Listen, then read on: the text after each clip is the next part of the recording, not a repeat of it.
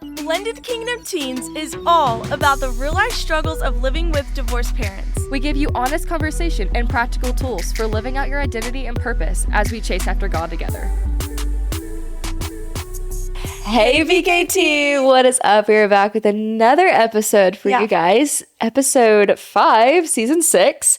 Today we're going to bring you an interesting topic. We're kind of talking about like when you feel invisible in your blended family, when you feel lonely in your blended family, and kind of what that looks like based on our experiences with that and how we've come to know, God's love and his truth in the midst of those moments. Read us that verse, Jerzi. Okay, so today's verse is Psalm 34:18, and it says, "The Lord is near to the brokenhearted and saves the crushed in spirit." Ain't that some truth? That is so good. The Lord is near to the brokenhearted and saves the crushed in spirit. I think that sometimes I don't know that I need to be saved. And then I get into the presence of the Lord, or I find myself praying and I'm like, and I needed that. Yeah. You know what I mean? And I think that whenever you're alone, sometimes it's really hard to identify that feeling sometimes. At least for me, sometimes I really have to go through a whole day, and then at the end of the day, I'm like, today I felt pretty lonely. I think that's why I was upset. Yeah. And then you pray about it and you're like, I just missed the Lord. And I just missed being in his presence. Yeah. I think I say that a lot in my prayers sometimes. I'm like, Lord, I miss you.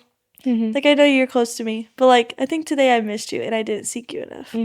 And I think that's such a real thing. Yeah, I think that comes with also the busyness of our lives, just because we kind of just go and we do the things that seem necessary of us, and we go to school and do all the things and activities and stuff like that, and then we finally get a moment to breathe, and we're like, oh wow, I didn't realize how kind of lonely I felt, even though you're around people all day. And you said this a second ago, you can feel lonely in a room full of people. Yeah. And so, including in a blended family. Yeah. There's so much that goes in with that. I have 8 siblings. And there's vacations or moments or holidays. Holidays, my goodness. All of us packed into my grandparents' trailer, and I mean, that place is loud, and it's really easy to feel alone. And I think it's all about you just not seeking community. And maybe you are seeking community and you still find yourself to be alone. And I think one of the things we're talking about in today's episode is seeking the right community, one that will uplift your spirit and the things that you believe, and just it won't cause you to be more lonely or realize or covet or want things that person wants, but it's an equal, and it's a relationship. And I think that that's a really big part of being alone, is realizing that you just need true relationship.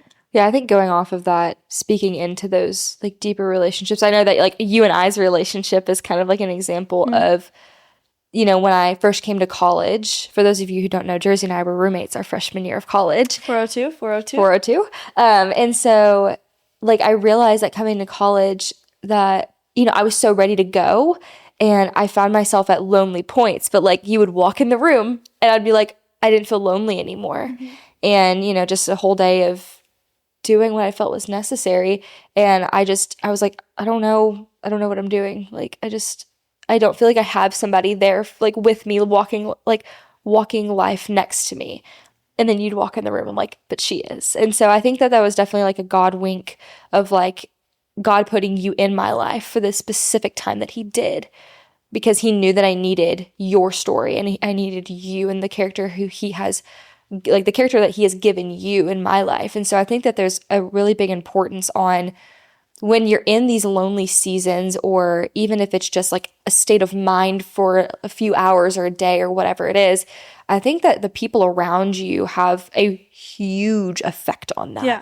Because the people, we talked about this in a previous podcast, your circle matters. Yeah. Because those people are the people who are either going to make you to be who you're going to be, or they're going to break you. Yeah. And so finding these people who are going to uplift you constantly and want to make you pursue the Lord, and like who will continually pray for you, who they will be in the Word themselves, which makes you want to also be in the Word.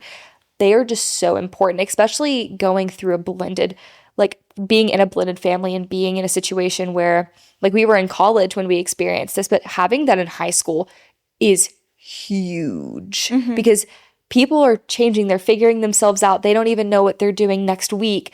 But like having a group that is like solid, like constant. Yes. Having a constant group, or maybe it's just one person that you can go to and be like, hey, like, I'm feeling really lonely right now. I don't know why. Like we're by each other, we're in community with one another, but I'm feeling really lonely right now. And somebody who can be like, hey, maybe it's this, and they can uplift you, but uplift you in the Lord and not just, let's go get ice cream or whatever it is. And so I want to ask you, Jerzi, kind of pivoting to a different side of that loneliness, is in your own family, you can also feel very lonely. Like you said, you're the youngest of 8, or you're not the youngest of 8, you're one of 8. And so like, was there like ever an instance where you're at a family function or whatever it might be, and you felt kind of overlooked, and that caused a lot of the loneliness? Yeah, I mean, definitely. There were plenty of moments that I felt overlooked.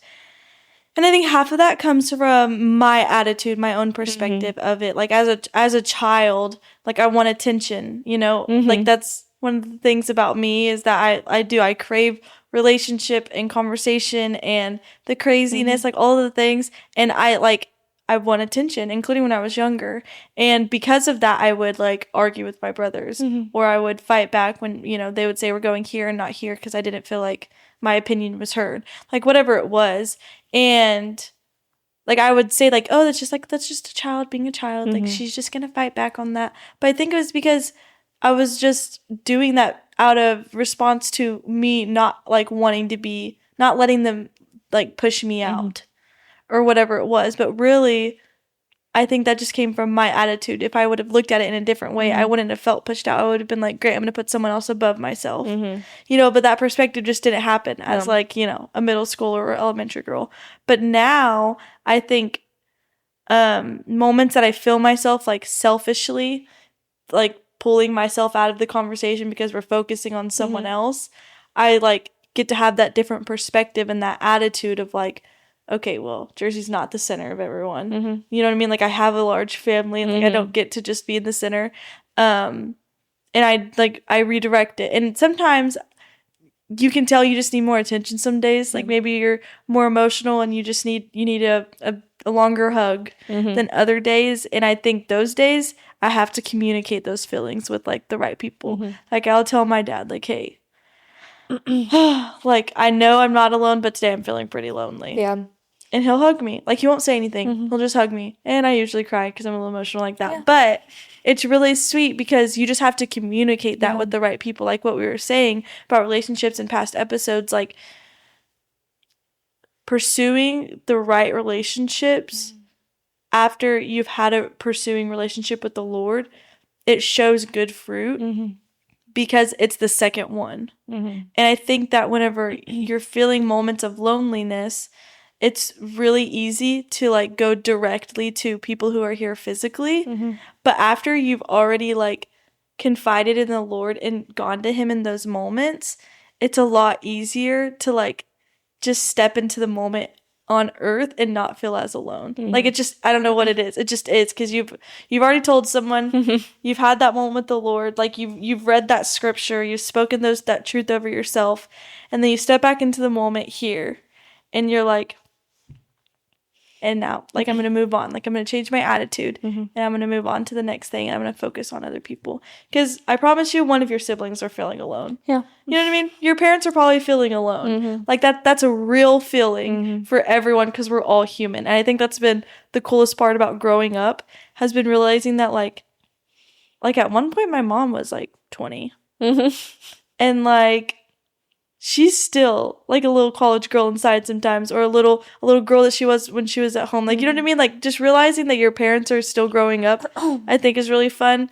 And realizing that all of the things that we're talking about in any of these episodes, like, yeah, we're focusing on the teens and young adults for us, but I think it's really real to like step into that and share some of this truth with your parents and your siblings, because they're going through it too. Yeah. I also want to like clarify that there's a difference between being alone and being lonely.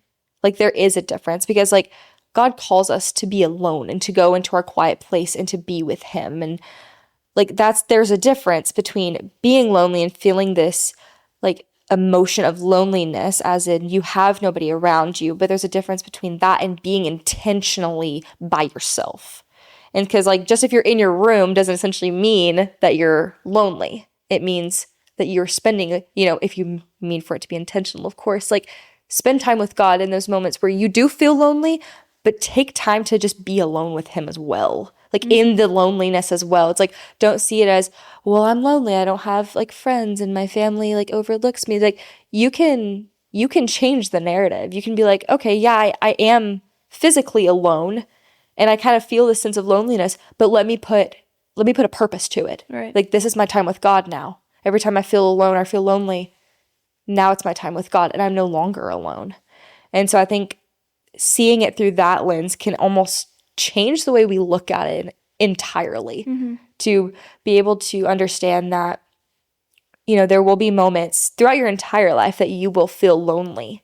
But if you're like, but I'm not really lonely, because I have somebody who's always like on the other end of my, hey, God, and he will always listen, always answer. And so I think just remembering that in those moments, and when you feel invisible and when you feel like you're not heard or seen or whatever it might be in your situation, like you are, and you're heard and seen by the greatest thing ever known to man. And so like, I don't know, that personally just brings me so much comfort to think about that, and thinking back on all the situations where I wish I would have known that, especially. That's good. So, yeah. That's so good. Yeah, hey, if you're feeling alone today, literally while you're listening to this, and if you're actually in the car alone or walking alone, well, we're actually right here, not physically, but verbally, spiritually and prayerfully. We're right there with you, but ultimately the Lord is with you, and growth happens in those moments. And so just look around and seek out what the Lord's telling you, because there's a lot to learn, and I know there's a lot for me to learn for sure. So we're praying for y'all. We love y'all no matter what. Hey, come back to the next episode. Can't wait to talk to y'all then. But hey, as always, stay strong and courageous. Bye.